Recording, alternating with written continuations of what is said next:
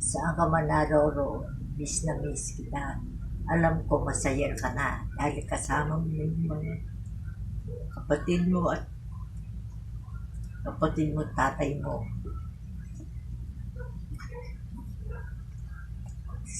Salamat sa iyo.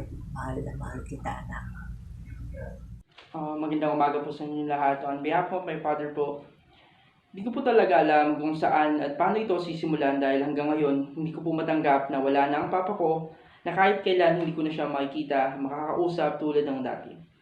Parang sasabog ang dibdib ko ni hindi ko maipaliwanag ang sakit. Sobrang-sobra ko na siyang namimiss at alam niyo po taon-taon lagi kong hinihintay ang pangako niya na uwi siya at magkikita at magkakasama kaming muli. Ang daya lang po ng papa ko kasi hindi man niya nang sinabi na ang pagbalik niya pala ay uwi na siyang abo. Hindi ko man lang siya mayakap at makakasama pa.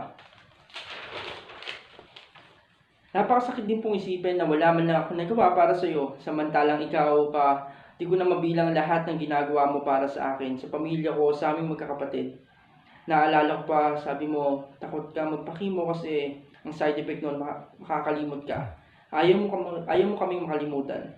Pero kahit sa huling sandali, kami pa rin yung iniisip mo.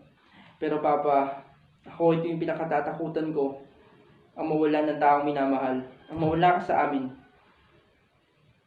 Gusto ko na lang pong isipin na wala lang wifi, walang video chat, na andyan ka lang sa Canada, at ang mahal ng long distance call, kaya hindi tayo magkausap. Gusto ko lang sabihin na kahit hindi kita nayakap sa huling sandali mo, sana baunin niyo po ang pagmamahal namin mga anak mo, mga apo, kaming kamag-anak mo. Papa, mahal na mahal kita. Hanggang sa muli. Magandang umaga po sa inyong lahat.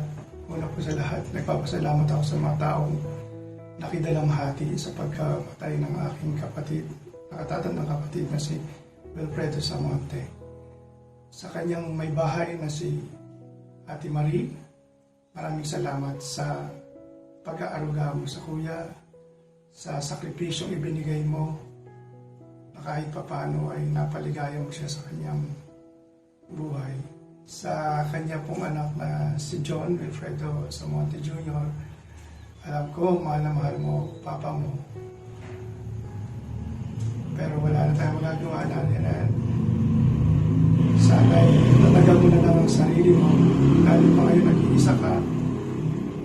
Bahal nandiyan naman si Ate Marie at sila Kuya Rap na tutulong sa iyo at lilingat.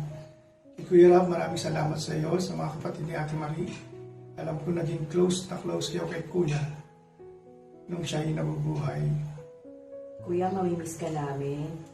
Rest in peace po. Love you. Rest in peace. Rest in peace dito. Alam ko lagi ka nandyan. Dahil nung nasa office ako, may nakita kong paro-paro sa bintana ng office namin. Sana lagi mo kami babantayan. At saka mahal na mahal ka namin. Hindi ka na mahihirapan ngayon dito. Nandiyan ka na sa taas. Rest in peace po.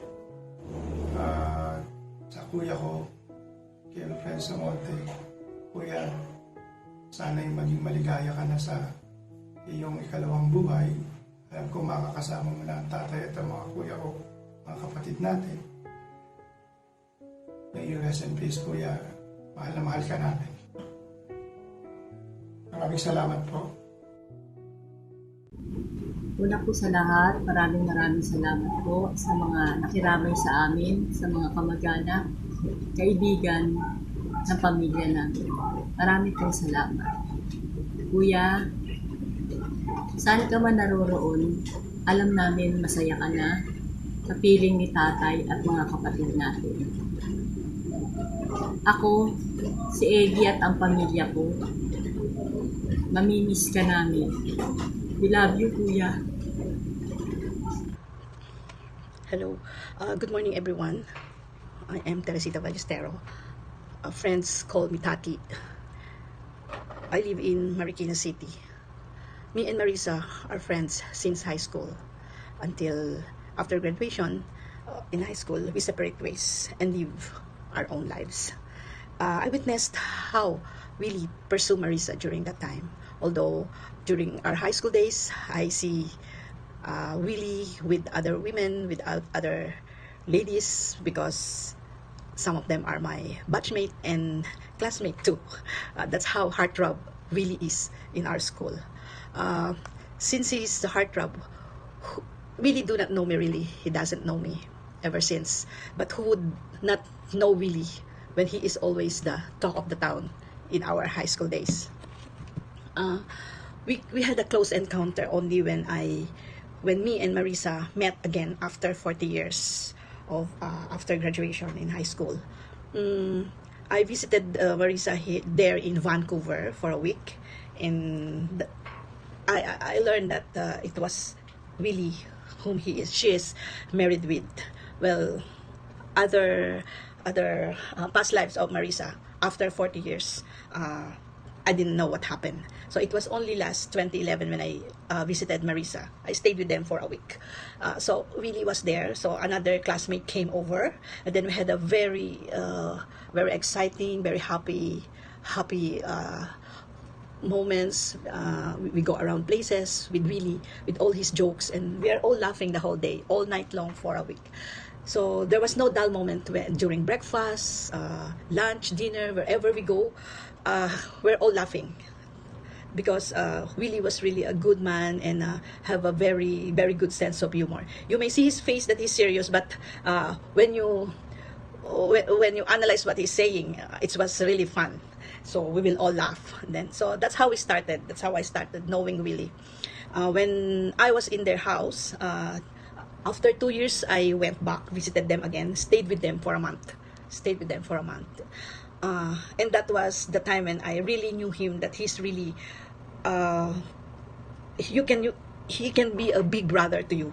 You know, although we are of the same age, but I felt how thoughtful he was, because Marisa then was still working. So Marisa would leave our breakfast prepared, and then Willie will wake up ahead of me because I'm a late riser. And then when I get up, she would tell me, "Oh, Tati, your coffee is there, the breakfast is there." And then he's watching. And then while I'm eating and he's watching, we throw jokes to each other.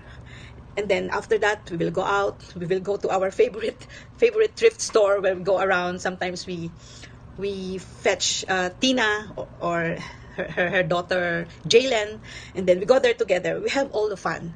So that things you will never forget, you, because if you had the chance living with Willie, those days you are with him, you will really not forget. And it is really so heartbreaking that he left so soon. Even if we are miles away, we always communicate.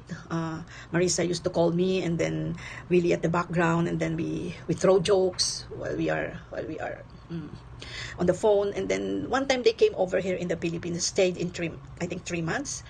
And those days here in the Philippines really left us a good memory that you will never forget, with our other classmates, Jojo, Jose, and others. So we were really very happy. Now these things that he showed, how good man he is, how brotherly he treats you, how thoughtful he was, how it was really hard for us to let him go. I used to talk to him when he was still in bed for a while, seconds, minute, just say hi.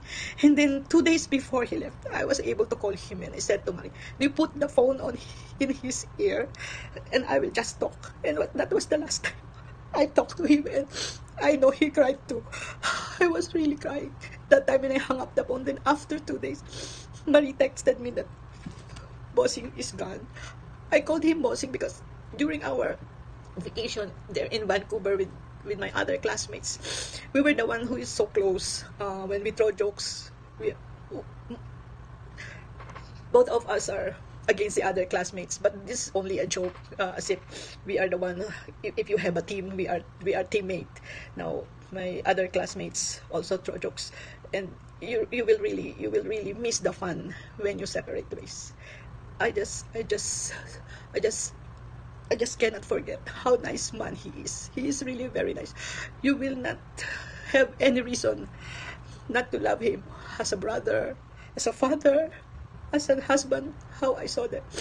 And I'm praying that may he rest in peace, that his soul will have a peaceful journey joining our Creator in his paradise. To Willie's family, my sincere condolences. Accept my prayers. Thank you. Magandang tanghali po sa inyong lahat, lalong-lalo na po sa mga nakiramay sa kapatid ko. Nagpapasalamat po kami sa inyo. Masakit man isipin na nawala na si Kuya, pero sa isang parte ay maigi na po yun nangyari sa kanya. Kasi kada tatawag po ako sa kanya, lagi niya pong dinadaing sa akin yung likod niya. Sobra naman daw po sakit. Kaya ang tanong ko sa kanya kung uminom ka na ng gamot. Sabi niya sa akin, oo, uminom ako, pero panandalian lang, mga ilang oras lang, babalik ulit. Kaya sabi ko sa kanya, ipagdasal na lang natin na mawala o pabain pa yung buhay mo. 10 kami, siya ang panganay, pang-4 po ako sa bunso. Pero malaki po ang utang na loob ko sa kapatid ko na yan. Kung hindi dahil sa kanya, hindi ako nakapag-abroad at hindi po umayos ang aking buhay. Minsan nga madalas ko na lang mong isipin yung mga nangyari sa amin nung natatrabaho pa ako sa kanya. Sabi ko sa kanya, Kuya, pwede ba akong sumama sa'yo sa trabaho mo? Kasi mukhang maganda. Sabi niya sa akin, sige, kung desidido ka, sige, magtiyaga ka. 1 buwan ako naglalagari ng motor bago niya ako pinaalis doon sa paglalagari ng motor ng rem saka aircon. Ang kasama ko pa noon, si Celeste Morales, yung pinsan namin.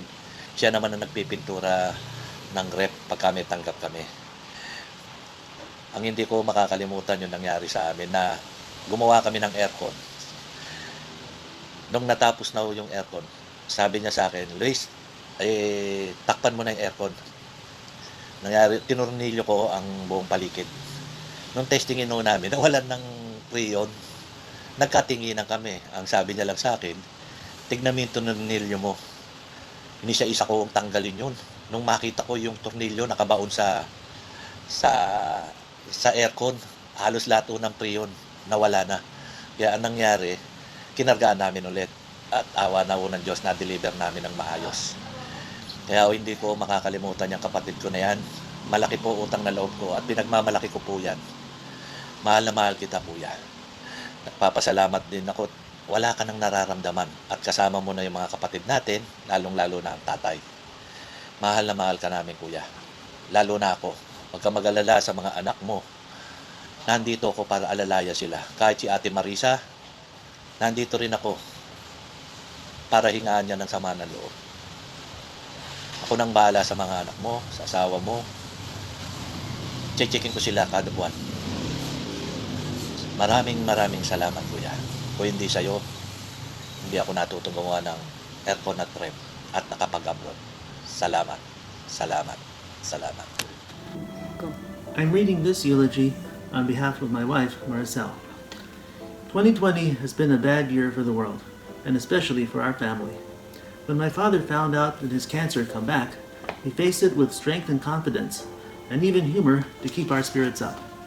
Though he knew himself what was coming, he went along with us as we tried every option to fight the cancer because he knew how much it meant to us. He would always say, "Don't worry, Knock, I'm going to be better." When they said he would need chemotherapy again, he said that he didn't want to go through that again. But he said to me, "Talk to your siblings and let me know your decision." We told him that, of course, we wanted him to do the chemo and to fight the cancer. So he agreed, saying, "If that's what you want, I will do chemo." And even joked, "It's easy for me. I'm experienced at that already." He always thought of others' feelings, even when he was suffering from cancer. He would hide his pain, saying simply, "I'm okay," or joking with us to lighten our mood. For example, every day in video chat, we encouraged him to eat so he would be stronger and could do chemo. We would describe his favorite foods and ask if that helped his appetite, but he would say, "After all that, I'm full now." He was strong and he was a fighter. I know that even until his last breath, he was still trying to fight for life. And if he could have talked to me, he would have said, "Don't worry, Knock, Papa will be okay," just like he always said to me.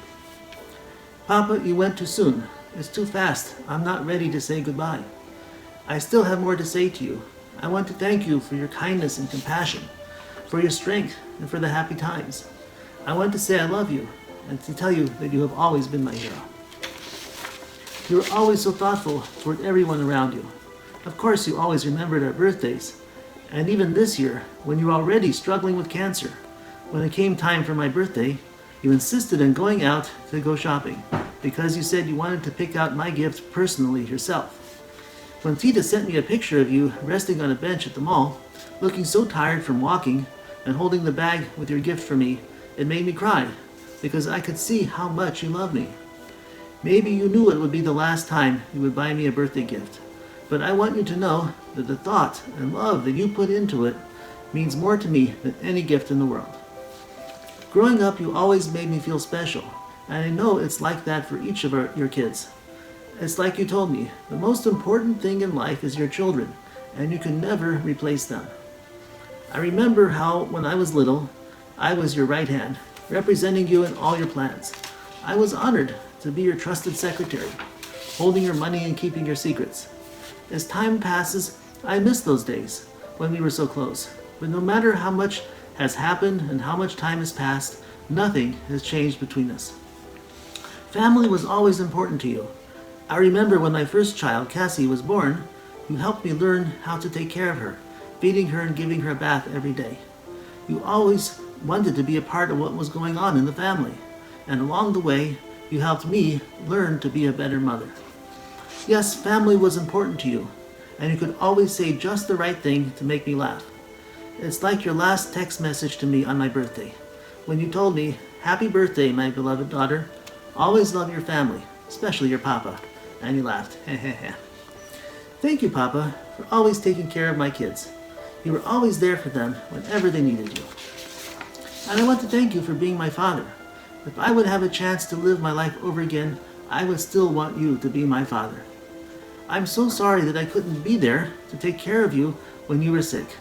I remember that you said you weren't afraid to get sick because we're just a few miles apart, and you knew I would take care of you. That's why it is so ironic that this year, when you needed me the most, I wasn't able to be by your side. Rest now, Papa. You have no more pain now. I know you'll miss eating seafood, lechon, and Chinese food, and watching teleserie. I can't eat those foods for you, but don't worry, my siblings will eat for you. And I'll tell you what happened on your favorite TV series every day. I'll miss our video chat every day. I miss seeing your smile, or even your frown when we're pushing you to eat. I miss you, Papa, but I know you're in a better place now. You're with Tatai and your brothers, and you don't have pain anymore. Though I'll miss you, I feel better to know that you'll be watching us from heaven. It's just like you were always watching your cell phone for when I would go online. Always remember that I love you, and know that you're always in my heart. My name is Christine, and I am one of Wilfredo's grandchildren. It's difficult for me to sum up everything about my Lolo in just paragraphs alone, but I know that honoring him in this way is the only thing I can do for him now. When people pass away, something that is often described about them is how they are always smiling. Though in my own experience, a smile from my Lolo was a rare thing. He often had the grumpiest look on his face that was very intimidating, but if you knew him well, you knew that he was a kind man who delivered many jokes and stories that you would probably remember forever. He was a kind man who didn't hesitate to continue giving, even when he had nothing. He was a kind man who put others first before himself. That was the kind of person he was, and I'm glad that I will always remember him in that special way.